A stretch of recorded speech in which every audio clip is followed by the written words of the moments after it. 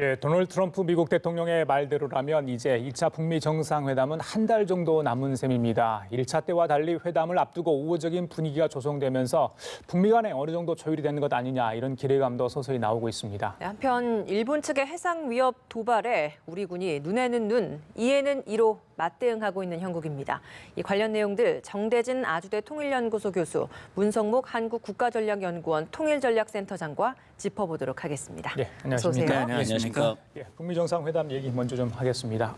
지난번 트럼프 대통령이 2월 말 김 위원장을 만나길 고대한다 이렇게 했기 때문에 2월 말 정확히 날짜가 이제 명시되지 않았습니다만 대략 한 달 정도 남았다 저희들이 감안했을 때 시간이 별로 많지는 않아 보이는데 폼페이오 국무장관이 60일 정도 여유를 두는 발언을 하지 않았습니까? 좀 늦춰질 수 있다. 저희들도 그렇게 또 생각할 수도 있을 것 같아요. 어떻습니까? 예, 좀 시간 여유를 조금 두고 있는 모습이고 어쨌든 시한에 쫓기지 않겠다라고 하는 메시지를 다시 한번 좀 보낸 것 같습니다. 근데 2월 말로 처음에 얘기가 나온 게 뭐 2월 내로 한다, 뭐 상반기 중에 한다라고 하는 게 다른 말이죠. 2월 말에 한다라고 하는 게 시간대가 있으니까요. 그렇죠. 그래서 어느 정도 지금 합의가 좀 되어 있을 거라고 생각은 하는데 여전히 좀 실무 협상이 사실은 미국 정부의 이제 폐쇄 상태 때문에 조금 지지부진한 게 있었죠. 한두 주 동안. 그리고 좀 감안을 해서 앞으로 조금 남은 내용들이 좀 의제들이 좀 있는 게 아닌가 싶습니다. 그렇다면 이제 스웨덴에서 실무급 만남 가진 후에 아직까지는 별다른 접촉이 또 없는 것 같은데 뭐 한 달 정도 기간이 남았다라고 가정을 한다면 추후에 좀 한두 차례는 최소한 좀 더 만나게 될까요? 그렇게 그런 일정들이 이제 필요하다고 봅니다. 실제 미측도 그렇게 보는 것 같고요. 일단 스웨덴에서 접촉이 있었습니다만 이제 진전이 되기는 했지만 합의를 얻었다라는 건 아니거든요. 그러니까 정상회담이 열리면 아직 지금 2월 말이라고는 얘기했지만 구체적인 날짜도 아직 안 나왔고 그다음에 구체적인 장소도 아직 안 나왔습니다. 그러니까 정상회담을 열기 위해서는 준비하고 협의하고 확정해야 할 일들이 굉장히 많거든요. 뭐 6월 12일 작년 한 번 정상회담 경험이 있었기 때문에 아무래도 처음 여는 것보다는 시간이 좀 단축될 수는 있겠지만 그러나 절차는 거쳐야 된단 말이죠. 그러니까 의제와 관련된 협의는 협의대로 해야 되고 그 외의 문제들에 대한 협의들도 해야 되기 때문에 아직 하나도 된 게 없습니다. 이제 결국은 고위급 회담을 한 번 했고 실무 접촉을 한 번 했고 그러니까 이제 서로 간에 스웨덴에서 나눈 이야기들을 가지고 보고를 했을 것이고 그다음에 더 접근된 조율된 그런 안을 가지고 아마 다시 만나야 될 거예요.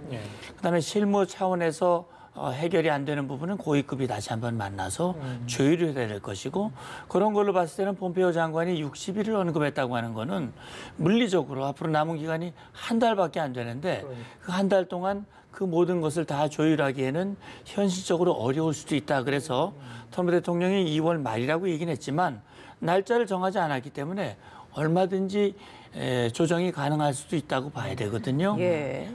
그래, 이 실무급 이야기가 나와서 좀 하나만 더 여쭤보고 있었으면 질문을 드리고 싶은 게 최근에 이제 실무급 협상자로 북한에서 김혁철 전 주 스페인 대사가 등장했잖아요. 이런 부분이 좀 북한이 어떤 부분에 좀 중점을 두겠다라는 의미가 있는 것인지 그리고 앞으로 이게 뭐 북미 간의 대화에 좀 어떤 영향을 줄 거라고 보십니까?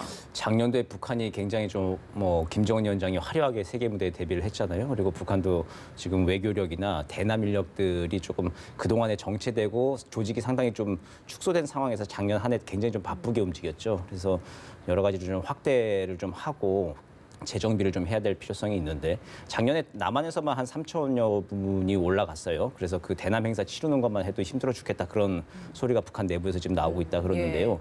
이제 외교 무대에서도 마찬가지죠. 비핵화 문제를 할 때도 전에 최선희 외무성 부상이 비건 특별대표와 카운터파트가 돼가지고 실무회담을 하면 된다 이렇게 생각을 했는데 사실 비핵화 문제가 이제 깊어질수록 비핵화에 대한 이제 기술적인 문제들 그리고 그에 따른 뭐 제재 완화나 이제 경제협력 문제 등등 뭐 정전협정에서 평화협정으로 가는 문제 등등 하면 정치적 문제 다루는 팀들이 여러 팀으로 좀 나눠져야 합니다. 그에 대한 좀 인원 보강, 선수 보강이라고 좀 시작을 했다고 보면 좋을 것 같습니다.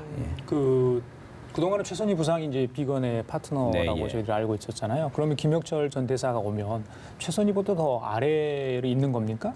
어떻게 되는 거예요? 지금 뭐 서열상으로 보면 일단은 좀 아래에 있죠. 외무성 부상이고 어쨌든 지금 대사급으로 좀 나갔다가 나이도 좀 젊은 것으로 좀 알려져 있습니다. 원래 외교관 집안의 출신이고 그리고 원래 정책통으로 쭉 이제 있다가 2015년에 사실 스페인의 대사로 갔다가 17년도에 이제 북한이 핵실험하면서 유럽의 나라들이 북한 대사들을 추방을 했거든요. 그때 이제 추방돼서 이제 다시 돌아와서 아마 지금 뭐 북한 외무성 내에서 이제 일을 하다가 그러면 급을 좀 낮춘 거가 되잖아요. 근데 이제 비건하고. 그게 지금 확실히 보도가 안 됐는데 예. 이제 급을 높여서 이제 다시 내보낼 것인지 그러니까 예. 예컨대 참사라고 하는 용어를 쓰거든요. 북한은 이제 그게 상당히 좀 급이 높은 용어입니다. 그러니까 참사라든지 아니면 다른 어떤 직책을 부여해서 나올지는 좀 지켜봐야 할 것 같습니다. 예. 자, 그리고 이런 가운데 그동안 이분이 왜 북한 관련 얘기를 안 하나 좀 궁금했었어요. 사실 저도 진짜 이걸 여쭤보고 싶었었는데 대북 초강경파죠. 볼턴 보좌관. 네. 드디어 한 달 반 만에 입을 열었습니다.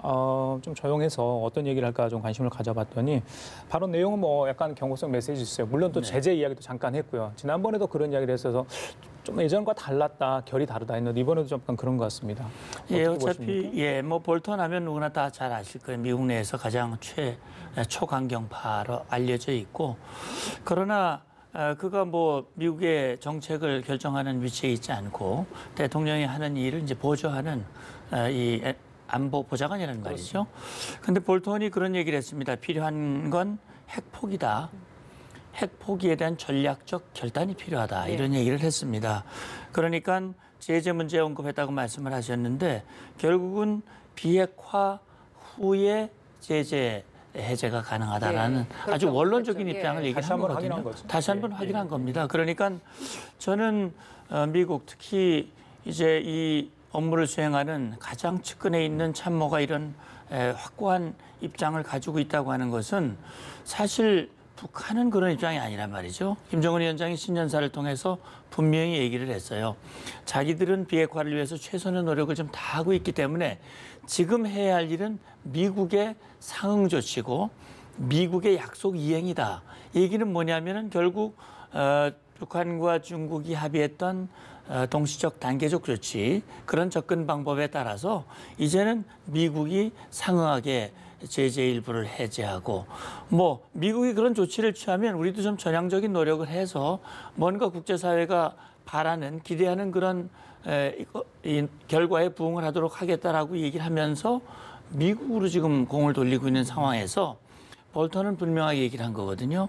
지금 필요한 것은 김정은 위원장의 핵폭이고 그 비핵화가 이루어진 후에야 제재가 해제될 수 있다라고 하는 아주 원론적인 얘기를 다시 한번 했어요. 그러니까 결국은 북한은 적당한 선에서 핵의 일부를 내려놓고 제재 해제라든지 자기들이 원하는 것을 얻어내려고 하는 입장이고 미국은 그것은 아니다. 기본적으로 요즘 뭐 FFVD나 CVID를 드러내놓고 말은 하진 않지만 그렇습니다. 지금 말로 보면 사실은 그렇게 돼야 우리로서도 북한 핵이 완전히 없어져야 북한 핵이 제로가 돼야 이 땅에 평화체제가 오는 거니까 그런 확고한 입장을 한국과 미국이 기언지하고 이번 기회를 북한에게 확실한 메시지를 주는 건 전 바람직하다고 봅니다.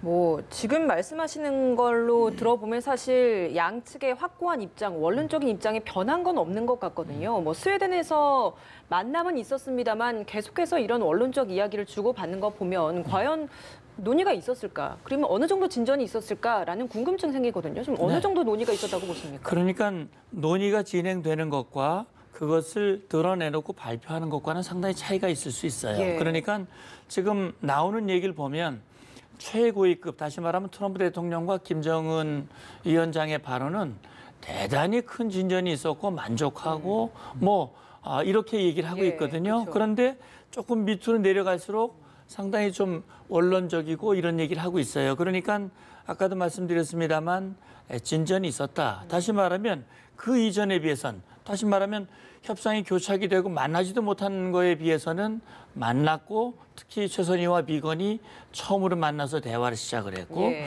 구체적으로 가지고 있는 그런 입장과 상대방이 요구하는 것이 무엇이고 요구하는 것에 대해서 할 수 있는 일이 무엇인가를 내놓고 서로의 접점을 모색했다는 건 과거보다는 상당히 진전이 되는 것이다. 다시 말하면 어느 정도의 접점 가능성을 보았다. 그러나 아직은 중간 단계이지 그것이 합의된 상황은 아니다. 이렇게 봐야 되거든요. 그러니까 합의가 됐다면 날짜가 정해졌겠죠. 예. 그러나 아직은 뭐 60일이니 이런 얘기를 나온 걸 봐서는 아직은 협상이 진행 중에 있고 그 접점이 완전히 마련된 것은 아니다. 왜냐하면 지금 김정은 위원장도 트럼프 대통령의 친서를 받고 김영철로부터 보고를 듣고 만족했다. 트럼프 대통령의 결단을 인내심을 가지고 기다리겠다라고 얘기를 하면서 미국의 결단을 촉구를 하고 있거든요. 볼턴의 얘기는 조금 또 반대 얘기입니다. 그렇죠. 그런 상황에서 봤을 때 지금으로서는 2차 정상회담에 대한 기대도 있지만 지금 이런 얘기로 봐서는 열려도 결과적으로는 우리가 원하는 결과가 나오지 않을 수도 있다라는 우려감도 같이 있는 게 지금 현실이죠. 기대와 우려 아직까지는 명확하게 드러난 게 없기 때문에 좀 답답한 기분도 듭니다. 생각이. 네. 방금 친서 얘기했기 때문에 트럼프 대통령이 김정은 위원장에 보낸 친서에 오늘 나온 보도를 보면 북한 관심사 논의할 수 있다 이렇게 그러니까 거기에 담겨 있다 이런 보도가 좀 있었거든요. 그래서 이것만 가지고는 뭐 해석하기 좀 어렵습니다만은 예. 저희들이 어떻게 좀 할 수 있을까요? 어쨌든 양 정상이 만나서 얘기하자라고 하는 김정은 위원장의 아주 줄기찬 요청을 트럼프 대통령이 지금 좀 수용을 하고 있는 것이죠. 트럼프 대통령이 어쨌든 자신의 국내적 정치적 상황들이 바쁜 걸 좀 타개하려고 하는 어떤 그 뭐 정치적인 모색도 있고 그래서 이제 2월 말로 일단 잡아놓고 김정은 위원장과 직접 만나서 해결을 하겠다라고 하는 거죠. 근데 실제 작년에 6월 10일 날 김정은 위원장이랑 트럼프 대통령 만나가지고 진짜 요즘 케미라고 그러죠. 진짜로 이제 뭐 둘이 좀 잘 맞는 것 같습니다. 합이 스타일이 좀 맞는 것 같아서 정말로 뭐 사랑에 빠졌다라고 얘기를 하는데 펜팔 친구처럼 그렇게 뭐 친서 주고받고 이렇게 하는 게 그게 뭐 보통 이렇게 있는 일은 사실 아니거든요. 네. 아닌데 이제 둘이 뭐 개인적인 어떤 합은 좀 잘 맞는 것 같고 이제 거기에 기대서 이제 양 정상이 어쨌든 직접 좀 이야기를 풀어보자라고 하는 걸 얘기를 하고 있는 것 같고. 볼턴 보좌관 같은 경우도 이렇게 언론을 통해서 원론적인 이야기를 계속하는 것도 저는 좀 추측해 보건데 트럼프 대통령한테 계속 이제 레슨, 이게 참모 그런 어드바이스를 주잖아요. 이제 그에 대해서 좀 압박을 더 하는 것 같아요. 사실 트럼프 대통령한테 더 트럼프 대통령이 좀 더 즉흥적으로 잘못된 합의라고 워싱턴 조야에서 비판하는 그런 합의를 또 해줄까봐. 미국의 원론적인 입장들을 계속 좀 세기를 박는 게 너무 나가지 마시오. 그렇죠. 직접 또 얘기하기는 또 거스르기는 싫고 해서 언론을 통해서 좀 우회적으로 그렇게 밝히고 있는 게 아닌가 추정을 해봅니다. 이렇게 북미 간의 대화가 진행되고 있는 상황에서 북중 뭐 관계에 대한 친선도는 좀 더 높아지는 것 같아요. 예술단 이제 공연도 있었는데 여기에서 북중 밀월 관계가 더 공고화된 거 아니냐라는 이야기가 있습니다. 시주석까지 직접 무대에 올라서 그런 관계를 더 과시한 것 같은데 지금 이 시기에 이런 북중 관계 밀착 좀 짚어볼 필요가 있을 것 같거든요. 그럼요. 사실 이 예술단의 중국 방문은 2015년에 그 일이 있다가 중단되고 취소하고 돌아온 일이 있었거든요. 그때 당시의 북중 관계와 지금 4년이 지난 지금의 북중 관계는 전혀 다른 모습이에요. 그러니까 말씀하신 대로 김정은 위원장이 2019년 첫 해의 첫 행보를 시 주석과 만났습니다. 그것도 2차 북미 정상회담이 예고된 그런 상황에서 이제 만난 거거든요. 북한은 북한대로 중국이 필요하죠. 지금 미국과 협상해서 협상력을 높이는 결과도 될 수 있고 또 협상이 잘 안 됐을 경우 김정은 위원장이 신년사에서 언급한 새로운 길의 하나의 방편이 될 수도 있고 그런 측면이고 시 주석 입장에서도 사실 한반도에서 중국의 전략적 이익을 챙기는 데 있어서는 북한은 잘 관리를 해야 된다. 특히 북한이 미국 쪽으로 가까이 가게 되면 그건 감당할 수 없는 그런 결과가 되는 것이고 그런 차원에서 김정은 위원장을 끌어안고 특히 금년이 북중 이 수교 70주년입니다. 그러니까 70주년이라고 하는 좋은 명분도 있고 또 자기의 전략적 필요도 있고 그런 이익도 있고 여러 가지 북한과 중국 간의 이해관계가 일치돼서 이제 예술단이 방문하게 된 건데 아마 그냥 간 건 아니고 지난번 이 북중 정상회담을 통해서 아마 이런 추가 후속 일정들이 아마 합의가 됐을 거예요. 그리고 예술단이 오면 나도 참석할 수 있다라는 얘기가 아마 있었을 것이고 실제 시진핑 부부가 참석을 해서 무대까지 올라가서 북중 관계의 우위를 강조하고 또 자신은 북한 또 중국 인민들을 위해서 행복을 위해서 노력을 하겠다라는 그런 메시지들을 발표를 했거든요. 이런 걸로 봐서는 이제 금년 70주년이니까 시진핑 주석이 주석으로서 처음으로 북한을 방문하는 그런 일정도 아마 예상해 볼 수 있지 않을까 하는 생각도 듭니다. 자, 지금 한일 관계 좀 살펴보도록 하겠습니다. 연말 지난달 20일이었죠. 초계기 위협 비행 시작한 이후에 벌써 네 번째 심상치 않아 보입니다. 외교적 갈등뿐만 아니라 군사적 긴장까지 좀 고조되고 있는데 우리 측이 자꾸 이제 증거를 제시한 이게 맞다고 하는데 일본 측은 안 샀고 아니다고 하니까 너무 답답합니다. 이렇게 계속 부인하는 이유는 어디 있다고 보세요? 이게 뭐 정치적인 의도가 있는 것이겠죠. 일본이 상반기에 굉장히 굵직한 정치적 이벤트가 쭉 이어져 있습니다. 이렇게 4월 달에 지방선거가 있고요. 그리고 5월 달에는 최초로 이제 일왕이 생전에 양의를 하는 양의식이 있고 그래서 이제 연호도 이제 새롭게 선포를 하죠. 그래서 4월 27일부터 한 5월 10일까지인가요? 그때 뭐 일본 아주 긴 연휴에 특별한 연휴에 들어가기도 하고 6월에는 또 그 오사카에서 G20 정상회 유치하고 7월에는 저기 참의원 선거 또 이어지죠. 거기서 선거에서 다 이기고 하면은 아베는 11월 달에 전후 최장수 총리가 됩니다. 예. 그런 개인적 욕심도 좀 있겠죠. 그리고 지금 이제 전쟁이 가능한 정상 국가로 또 헌법도 개정해야 하고 하는 그런 마지막 이제 정치적인 업적을 좀 남기기 위해서 아베 총리가 좀 심려를 기울이는 것 같은데 예. 그것을 위해서는 이제 대내적으로 결속을 해야 되고 대외적으로도 어쨌든 가상의 적이 있어서 일본 국민들을 결속을 시켜야 되는 것이죠. 여론을 모아야 하는 것인데 예. 그동안은 북한이 역할을 참 잘해줬습니다. 핵실험도 하고 미사일 도발도 하고. 예. 근데 작년에 이제 푹 쉬었죠 북한이.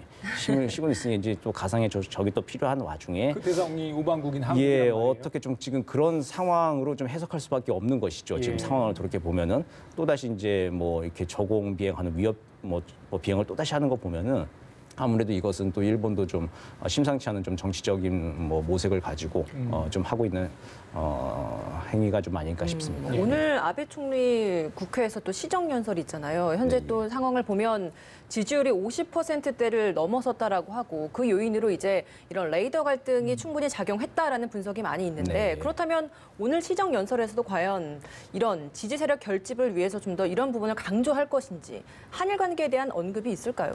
뭐 아무래도 우회적이라도 언급을 좀 하면서 일본을 둘러싼 대외 위협에 대해서 우리가 단호하게 대처하겠다라고 하는 뭐 메시지를 담기겠죠. 제가 뭐 우연찮게 주말에 동경에 좀 있었는데 군사 초계기 뉴스가 또 굉장히 탑 뉴스더라고요. 예, 예. 그 탑 뉴스를 다루고 있고 분위기는 뭐 여론을 좀 많이 띄우기 위해서 좀 노력을 하고 있는 것 같습니다. 근데 좀 일반 시민들은 근데 또 조금 더 보는 눈은 좀 다른 것 같아요. 이제 그동안 뭐 이제 한일 관계 이제 혐한 여론이라고 하는 것이 가져온 후폭풍들에 좀 학습 효과도 좀 있는 것 같고 예. 여론은 좀 다양화되고 있는 것 같긴 한데 어쨌든 일본 정부의 입장에서는 상반기에 굵직한 그 정치 이벤트들을 속도감 있게 효과를 거두기 위해서 지금 아마 당분간은 이제 우리와의 냉각기를 좀 정치적으로 활용할 가능성이 크다 이렇게 보여집니다. 알겠습니다. 자, 이 질문은 뭐 군에 계셨던 센터님께 여쭤봐야 될 것 같아요. 정경국 국방부 장관이 지난 26일 해작사 해군 작전 사령부를 방문했습니다. 가죽 점포를 입고 이렇게 장병들도 격려하고요. 또 강력한 대응을 또 주문을 하기도 했습니다. 그 전날 일본 방위상이 초계기가 있는 일본 기지를 또 찾지 않았습니까? 똑같은 거의 비슷한 복장이더라고요. 네. 자, 맞대응을 한 걸로 보면 될까요? 그럼요. 그렇게 봐야 되겠죠. 그러니까 사실 이 사건의 발단은 매우 단순한 거거든요. 그러니까 이 정상적으로 이 북한 선박을 구조하기 위한 우리 해군 함정의 정상적인 작전에 초계기가 가까이 근접을 해서 이제 그런 사건이 결국은 그 초계기가 무슨 뭐 피해를 입은 것도 아니란 말이죠. 그런데 우리 해군 함정이 레이더를 쐈다. 그러면 레이더에 그러면 이 데이터를 내놔라. 그랬더니 그건 안 내놓고 있다는 말이죠. 말씀하신 대로 계속 데이터는 안 내놓고 계속 우리 보고 잘못했다고 얘기를 하고 있다는 말이죠. 예. 그러니까 안 내놓는다는 건 아마 데이터가 없었을 가능성도 있다. 그러니까 정 교수님 말씀대로 자꾸 이거를 어떻게 보면 일본 내부적인 그런 요인과 또 한국이 최근에 대법원 판결에 따라서 이제 강제징용죄에 대한 그 배상 문제, 예. 그 일본이 강력 반발을 하고 있고 그 전에 또 위안부 문제라든지 이런 것과 관련해서 우리 문재인 정부를 좀 길들이게 하려고 하는 그런 어떤 일종의 그런 조치가 같이 맞물려 있지 않을까 하는 생각이 드는데 초계기 기지를 방문해서 더욱더 강화해라. 아니 우방국인 우리 한국 해군 함정에 대한 초계 활동을 왜 그렇게 강조를 해야 되는가? 우리 해역에서 우리 정상적으로 하는 걸 왜 초계 활동을 강화를 해야 됩니까? 자, 그럼 우리 국방부 장관으로서는 예. 일본과의 관계도 물론 중요하지만 우리 장병의 사기와 우리 장병의 안전 더 중요하죠. 특히 40m, 50m까지 초계기가 근접을 하면 굉장히 위협을 느끼게 된단 말이죠. 이런 상황 속에서 우리 국방장관으로서는 당연히 우리 장병들의 사기, 우리 국민들의 안위 이런 것들을 고려해서 이제 그런 조치를 취한 것인데 이게 눈에는 눈, 이에는 이 이런 식으로 대응을 하게 되면 예. 결과적으로 계속 감정이 격화가 돼가지고 그러게요. 결국 원하지 않는 바람직하지 않은 그런 결과가 될 수 있습니다. 예. 일본의 주장과 일본의 행동이 정상적이고 옳은 것이라면 우리가 일일이 맞대응을 할 필요가 있겠지만 가치가 없는 것이라면 무시해버리는 게 오히려 차라리 우리가 대승적인 그런 조치일 수 있다는 생각이 듭니다. 예. 초기에 우리 정부가 절제 있는 대응을 했거든요.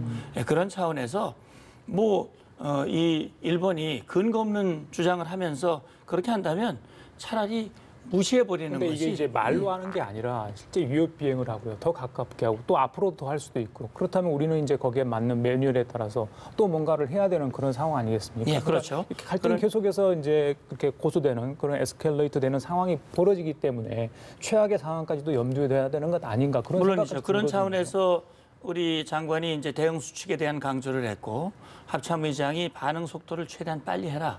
왜냐하면 사실 우방국 이 항공기 군용 항공기를 하더라도 우방국이기 때문에 명확히 식별이 다 되는 거거든요. 식별이 되는 우방국 항공기에 대한 대응 지침과 또 적성 항공기, 예를 북한기 이거 하면 전혀 다르거든요. 그런 차원에서 만약에 일본이 계속 위협 행동을 하고 우리 군에 그런 조치를 취한다면 우리의 반응 속도를 빨리 할 수 있는 이전과는 다른 뭔가 새로운 대응 조치를 강구는 하되 이것이 글자 그대로 불필요한 우발적 충돌이라든지 감정이 격화되는 그런 상황으로 가지 않도록 같은 그런 그 노력들이 좀 필요하다는 차원에서 이제 말씀을 드린 겁니다. 뭐 이렇게 군으로서의 책임을 다하기 위해서 가능한 모든 상황에 대해서 대비를 하고 있는 것 같은데 그럼 외교적으로도 이런 부분을 좀 풀어나가야 되지 않겠습니까? 좀 어떤 해법이 있을 거라고 보십니까? 그렇죠. 역할 분담을 좀 해야 되는 것인데요. 군은 군의 역할을 하는 것이고 또 외교관은 외교관의 역할을 또 해야 되는 것인데 상반기 정치적 일정이 많다고 좀 말씀을 드렸죠. 그런데 그 기회들을 좀 활용을 해야 되죠. 그때 이제 대화의 틈을 좀 열 수 있도록 당분간 한 2, 3월까지는 냉각기를 거칠 수밖에 없을 것 같아요. 근데 이제 어쨌든 4월 이후에 특히 이제 5월 1일 날 이제 일왕 양의를 하게 되는데 그때 해서 뭐 이제 좀 분위기가 풀리는 거에 따라서 우리도 이제 그때 남북 정상회담을 만약에 북미 정상회담이 성공적으로 개최되면 남북 정상회담도 이어서 하고 한반도에 어쨌든 훈풍이 부는데 일본에서는 그러면 저 한반도 훈풍 부는데 뭐 거기에 편승하지 못할 것이냐는 또 여론도 일어날 수 있거든요. 그런 틈새들도 좀 봐야 하는 것이고 일왕 양의식이 있을 때 대통령이 뭐 특사를 파견하든지 아니면은 분위기에 따라서 대통령이 또 직접 가서 또 한일 셔틀 외교를 정상 외교를 통해서 또 복원을 또 모색해보는 이제 그 모멘텀들이 좀 있으니까요 상반기에 그걸 좀 활용하는 전략도 필요할 것 같습니다. 알겠습니다. 자, 지금까지 정대진 아주대 통일연구소 교수 문성국 한국국가전략연구원 통일전략센터장 두 분과 함께 얘기 나눠봤습니다. 말씀 고맙습니다. 감사합니다. 네, 감사합니다.